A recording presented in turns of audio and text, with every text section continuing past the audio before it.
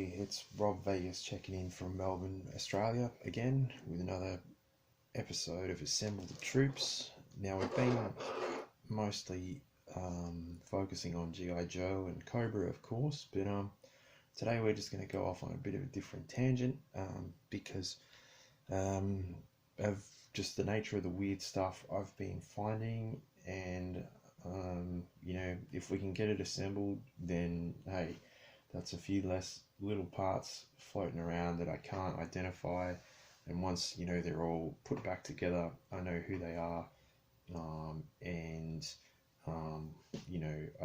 it's less stuff to deal with, so that's always a win.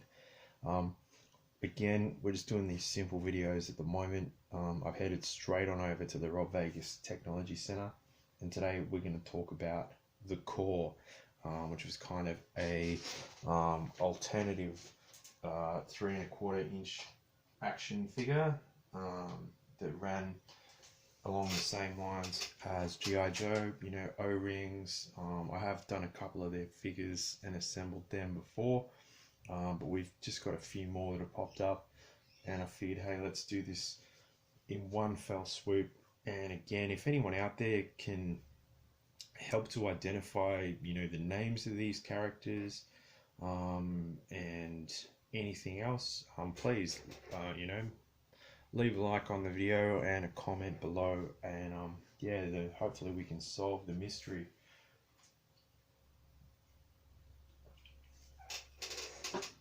So just who are these guys? From memory, they're just along the same lines as G.I. Joe. They're a military force from the best of the best around the globe. First up is this dude, who looks like he's in a bit of trouble, to say the least. So what we're going to do is we're going to hook him up. I reckon we give him a new O-ring from scratch. Yeah, that's a bit rough in there, so let's get all our gear out. Let's get him a new O-ring and a new back screw piece to hold him together. You know the deal, same as with the Joes. We just get that there. Thankfully he doesn't have that unfortunate waist injury we've been encountering all too often of lately. So it's the same as with the G.I. Joes. We just pop that rubber O-ring through the waist piece as best we can, and then once we've got a firm sort of hold, yank it through and give it a bit of a good stretch there. Again, no new learning curve here. We just take the back piece and thread the O-ring over that post that goes through there. Again, these guys are good. They've got those same guide points. So again, the 2 pins on the back, and of course the 2 guide holes on the front. So there we go. We've got that together. Looks like this guy's got some thumb issues. Maybe he was listening to Anvil and doing the thumb hang, so that is unfortunate for him. I'm sorry, but what will be fortunate is getting him back together with his correct arms and legs and everything like that. And you've got to say, I mean, these guys are pretty cool, and they came out, well, I remember they come out at a time here, like in Melbourne, Australia, around the early 90s, and some of the G.I. Joe figures were getting a bit fanciful at that stage, and of course, there a lot of the, I guess, science fiction elements had dominated the G.I. Joe toy line at the time, and just seeing these guys in the shops, and they were like $2 or $3 each, 2 or 3 Aussie dollars back then. I mean, mind you, that would have been about,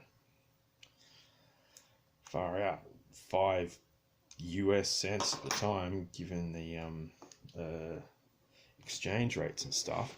So I mean, you got yourself a pretty cool action figure. I'm pretty sure this guy came with a crossbow, because he's like I'm gonna guess some kind of British SAS sort of dude.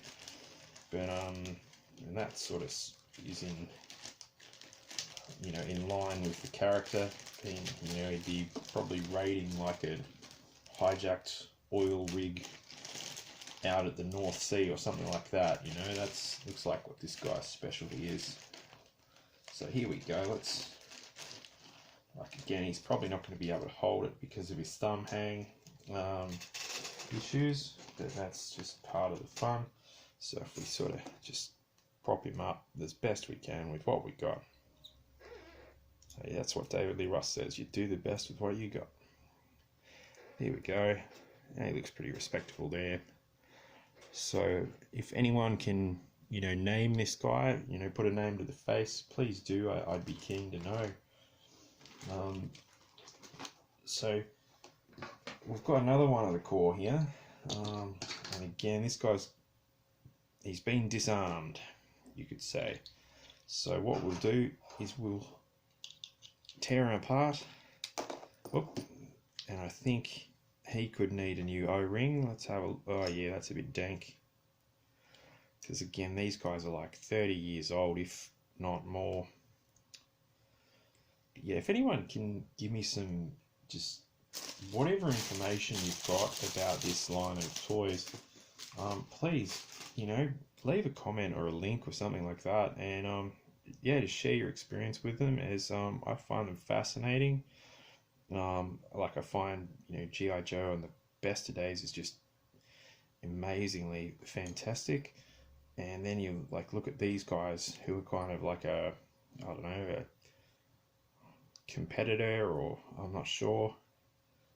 But they were out there and they were a pretty cool set of dudes, and you could, you know, they were compatible, so you could, you know, play with you know, G.I. Joes, and then have these guys as like perhaps, you know, like a sub team, or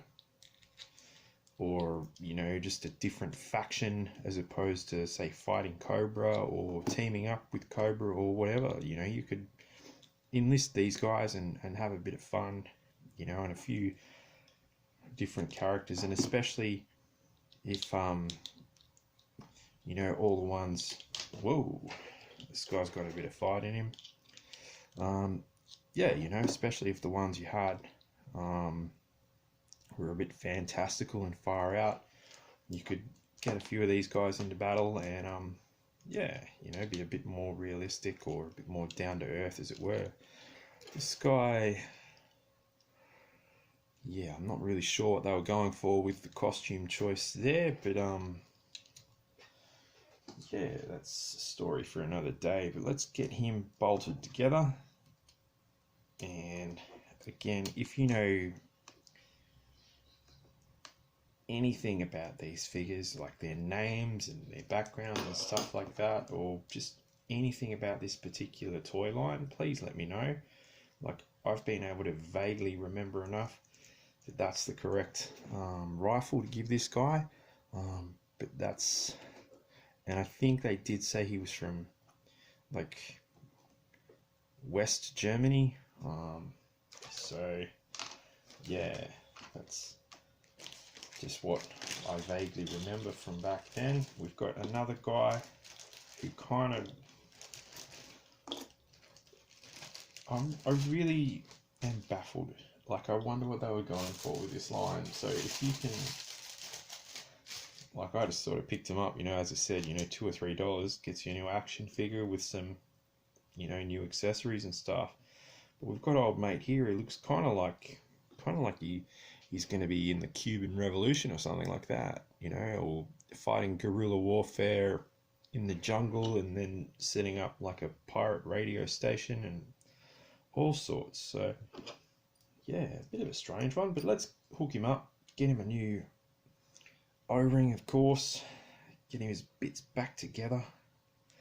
So as I said, he can go and do that and get his Rebelde radio, or whatever they call it, you know, on air and broadcasting across to all the people counting those bananas and their banana boats and things like that. And so there we go, we've got the O-ring in place. Hopefully, I wonder if this is screwed together. No, old mate is not, so that's good. Relatively clean in there. Looks like I've already done the work on that, but I can't really remember it. Again, as I said, this is great, cross compatible. We've got those pegs there, it makes it easy to assemble the troop. So let's get old mate back together. So as we try and do every time, we just stuff in an arm here. Hey, this guy's got both his thumbs. That's, you know what, that's probably that's a win for the channel.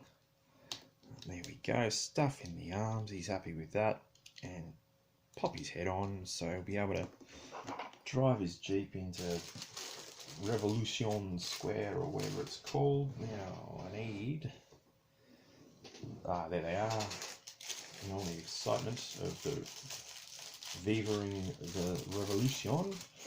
I forgot where I put those back screws, but there we go.